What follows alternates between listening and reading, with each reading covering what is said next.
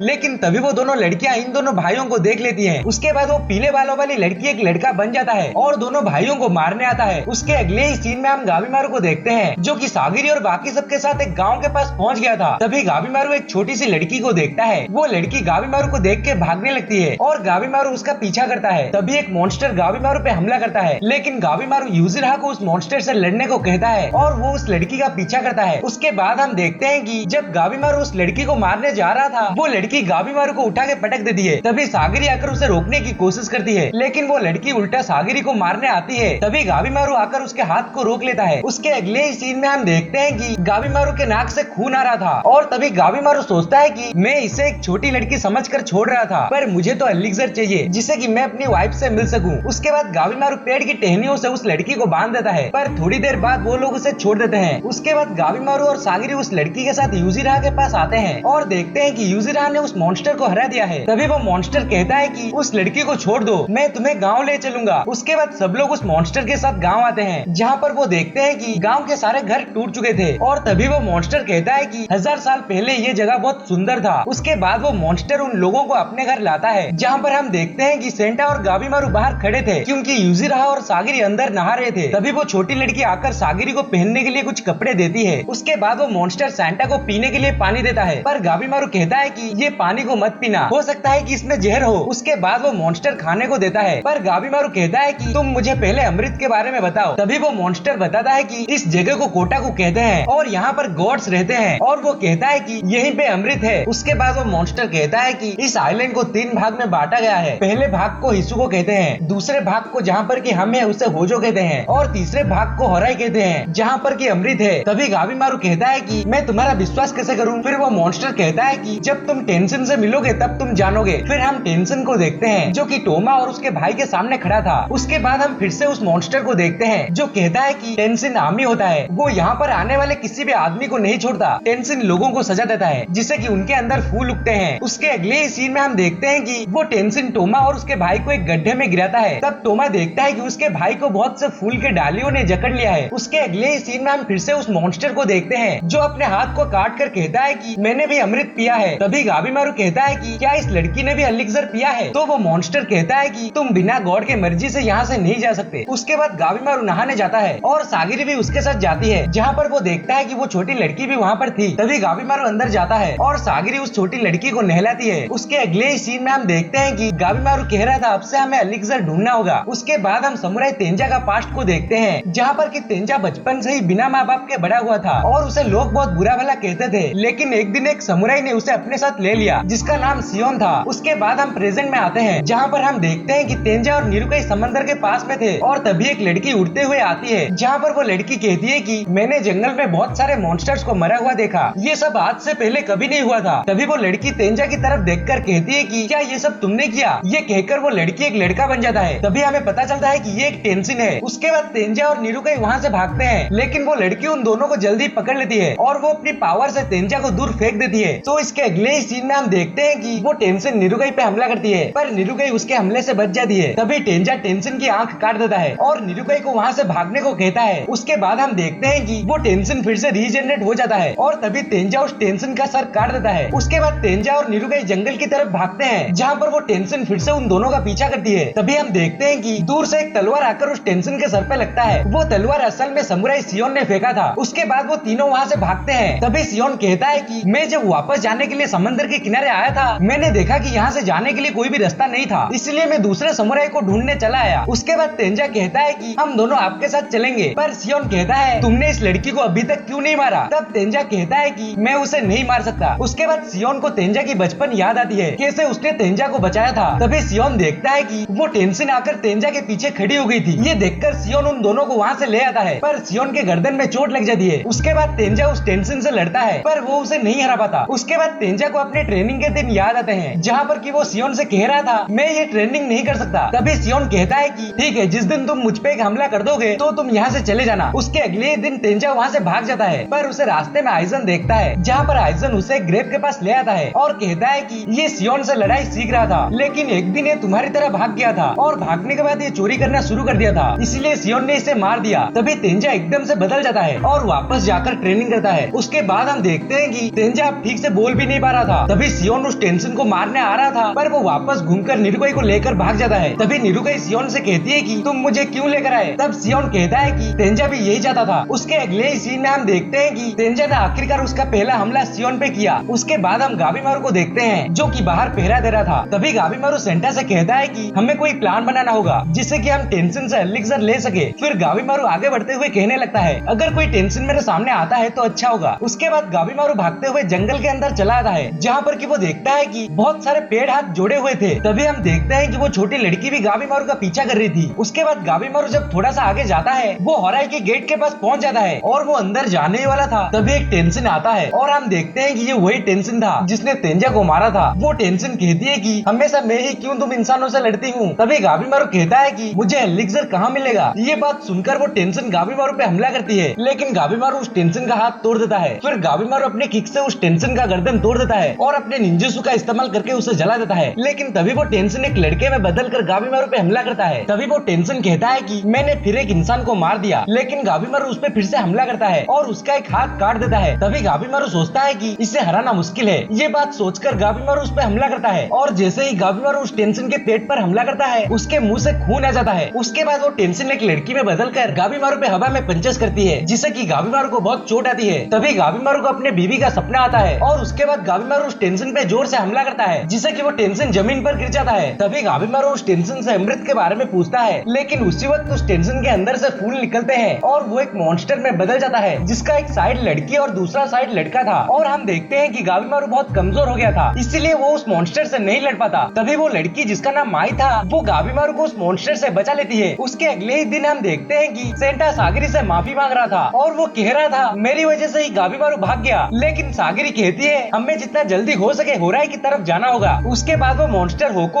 उन सबको होराई की तरफ ले जाने को कहता है। उसके बाद जब वो होराई की तरफ जा रहे थे, तब यूजिरा होको से कहती है क्या तुम मुझे टेंशन के बारे में और कुछ बताओगे। उसके बाद होको कहता है टेंशन 7 प्रकार के हैं। उसके अगले ही सीन में हम 6 टेंशन को देखते हैं जो कि आपस में बातचीत कर रहे थे, लेकिन तभी एक टेंशन आकर कहता है हमें जितना जल्दी हो सके रिपोर्ट्स तैयार करने होंगे। उसके बाद हम देखते हैं कि वो गोल्डन बालों वाली टेंशन दूसरे टेंशन पे हमला करता है। ये दूसरा टेंशन वही था जिसने कल रात को गाबीमारू से लड़ाई की थी और हम देखते हैं कि उस टेंशन का फेस एकदम से सूख गया था। तभी वो गोल्डन बाल वाली टेंशन जिसका नाम यूपा है, वो यूजिन से कहती है लगता है तुमने ज्यादा ताव यूज कर लिया था। तभी वो पर्पल बाल वाली टेंशन उन सबको कुछ पीने के लिए देता है, जिसे पीने के बाद यूजिन का फेस फिर से नॉर्मल हो जाता है। उसके अगले ही सीन में हम गाबीमारू और माई को देखते हैं जो कि खाई के नीचे पड़े थे। उसके अगले ही सीन में हम तामिया और उसके समुराई को देखते हैं जो कि गाबीमारू के सामने खड़े थे। तभी गाबीमारू उन दोनों को अपने साथ काम करने को कहता है, पर वो समुराई जिसका नाम फूसी था वो कहता है हम तुम्हारे साथ क्यों काम करें। तभी गाबीमारू कहता है मुझे इस आइलैंड में रहने वाले अमर लोगों के बारे में पता है। उसके बाद गाबीमारू उन दोनों को सब कुछ बताता है और वो दोनों ये सब सुनकर चौंक जाते हैं। तभी वो दोनों गाबीमारू से बहुत सवाल करते हैं, पर वो उसका जवाब नहीं दे पाता। उसके बाद हम माई को देखते हैं जो कि काफी बड़ी हो गई थी और वो गाबीमारू का नाम लेती है। उसके अगले ही पल गाबीमारू जाकर उसे शुक्रिया कहता है क्योंकि माई ने उसका जान बचाया था। उसके अगले ही सीन में हम सेंटा को देखते हैं जो कह रहा था ये जगह असली सिनसेंग्यू नहीं है, जरूर इसे कोई इंसान ही चला रहा है। उसके बाद वो कहता है अगर हम उस इंसान के पास पहुंच जाते हैं तो हमें एलिक्सर मिल सकता है। उसके अगले ही सीन में हम फिर से गाबीमारू को देखते हैं जो माई से पूछ रहा था हम टेंशन को कैसे हराएं। तभी माई ताओ कहती है। तभी वो लोग बहुत से सोसिन को देखते हैं। उसके अगले ही सीन में हमें सियोन और निरुकाई को दिखाया जाता है जो कि ट्रेनिंग कर रहे थे, जहाँ पर सियोन अपने अंदर की तरंगों के बारे में बता रहा था। तभी हम गाबीमारू और तामिया को देखते हैं जो कि बहुत से सोसिन से लड़ रहे थे। उसके बाद हम 2 टेंशन को देखते हैं जो कि आपस में सेक्स कर रहे थे, जहाँ पर यूपा कह रहा था क्या तुम्हें पता है जो भी उस फूल वाले खाई में गिरता है वो वापस नहीं आ पाता। तभी हम टोमा और उसके बड़े भाई चोबे को देखते हैं जो कि उस खाई से बाहर आ रहे थे और हम देखते हैं कि एक मॉन्स्टर आता है जो कि अपने आप को एक दोषी बताता है। ये कहकर वो बहुत से शोषिन को बुलाता है। ये सब देखकर टोमा उन शोषिन से लड़ने जाता है। तभी हम देखते हैं कि दोषी के हमले से चोबे का गर्दन टूट जाता है, लेकिन चोबे अपने आप को हील करता है और हम देखते हैं कि चोबे अपने अंदर के ताव को महसूस कर पा रहा था। उसके अगले ही सीन में हम उन दोनों भाइयों का पास्ट को देखते हैं जहाँ पर टोमा को बचाने के लिए चोबे अपने एक आंख फोड़ दिया था। उसके बाद हम प्रेजेंट में आते हैं जहाँ पर हम देखते हैं कि जब चोबे दोषी के नाभि पर मारता है वो उसी वक्त मर जाता है। तभी टोमा चोबे को देखकर सोचता है कि मेरा भाई अब फ्लावर से मर्ज हो चुका है। उसके अगले ही सीन में हम तामिया और गाबीमारू को देखते हैं जो कि सोसिन से लड़ रहे थे। तभी तामिया माई से पूछता है क्या मैं ताऊ इस्तेमाल कर रहा हूँ। तब माई कहती है ताऊ स्ट्रॉन्ग ताऊ वीक, और वो गाबीमारू के लिए भी वही सेम बात कहती है। तभी एक रेड मास्क वाला दोषी माई को दूर से देख लेता है, जहाँ पर वो तामिया पे हमला करके माई को एक जगह बैठा देता है। उसके बाद वो दोषी कहता है कि हम आपको बहुत समय से ढूंढ रहे थे। तभी गाबीमारू को पता लगता है कि माई भी एक टेंशन है, लेकिन माई का रोता हुआ चेहरा देखकर गाबीमारू माई को बचाने आता है। तभी वो दोषी कहता है कि तुम माई को मत बचाओ क्योंकि माई की वजह से हमें ताऊ मिल सकता है। ये दोषी माई के साथ इनडायरेक्टली इंटीमेट करने की बात कर रहे थे। तभी गाबीमारू गुस्सा होकर उन 2 दोषियों से लड़ने जाता है। तभी फूसी कहता है माई को छूने से तुम अपने ताऊ को जान सकते हो। तभी गाबीमारू माई को छूता है, जहाँ पर हम देखते हैं कि गाबीमारू अपने ताऊ को महसूस करता है। उसके बाद गाबीमारू बहुत ही आसानी से उन दोषियों को हराता है। उसके बाद फिर से हम सागिरी और उसके साथियों को देखते हैं जो कि होराई के पास पहुंच गए थे। तभी हम एक लाल बाल वाली टेंशन को देखते हैं जिसका नाम जूजिन था जो होको का गर्दन काट देता है। यूजरा ये सब देखकर डर जाती है और वहाँ से भागती है, लेकिन जूजिन उसे पकड़ लेता है। उसके बाद होको कहता है ये एक टेंशन है जिसका नाम जूजिन है और वो कहता है कि लगता है मेरे आत्मा को अब शांति नहीं मिलेगी। पर जूजिन कहता है ये सब झूठ है, हम यहाँ इंसानों के ऊपर एक्सपेरिमेंट करते हैं। और वो ये भी कहता है कि मुझे तो इंसान पसंद है क्योंकि हम स्ट्रॉन्ग इंसान से टेंशन निकालते हैं। तभी सेंटा कहता है क्या इसका मतलब एलिक्सर। तभी जूजिन कहता है एलिक्सर जैसा इस आइलैंड में कुछ है ही नहीं। ये सुनकर सागिरी थोड़ी घबरा जाती है और गाबीमारू के बारे में सोचती है अगर एलिक्सर यहाँ पे नहीं है तो गाबीमारू कभी भी अपने वाइफ से मिल नहीं सकता। इन सबके बीच हम देखते हैं कि यूजिरा अपने कुनाई से जूजिन पे हमला करती है और उसका गला काट देती है, लेकिन जूजिन बहुत जल्दी हील होता करता है। तभी हम देखते हैं कि यूजिरहा अपने डिब्बे से कुछ निकाल के पीती है, जिसे पीने से उसके बॉडी से स्लाइम जैसा कुछ निकलता है। तभी वो अपनी स्लाइम स्ट्रिंग का यूज करके जूजिन को काट देती है, लेकिन जूजिन फिर से अपने आप को हील करता है। उसके बाद यूजिरहा अपने स्लाइम से जूजिन को रोक लेती है। तभी सागिरी आकर उसके पेट पे मारती है, लेकिन जूजिन को कुछ भी नहीं होता। तभी जूजिन कहता है, तुम्हारा ताव बहुत कमजोर है, तुम मुझे नहीं मार सकती। उसके बाद हम देखते हैं कि जूजिन एक लड़की में बदलकर यूजिरहा पे हमला करती है। सो गाइस, यही थी आज की वीडियो और आपको हेल्स पैराडाइज का सीजन 1 कैसा लगा कमेंट्स में जरूर बताना। मिलते हैं इसके सीजन 2 के साथ, तब तक के लिए बाय बाय।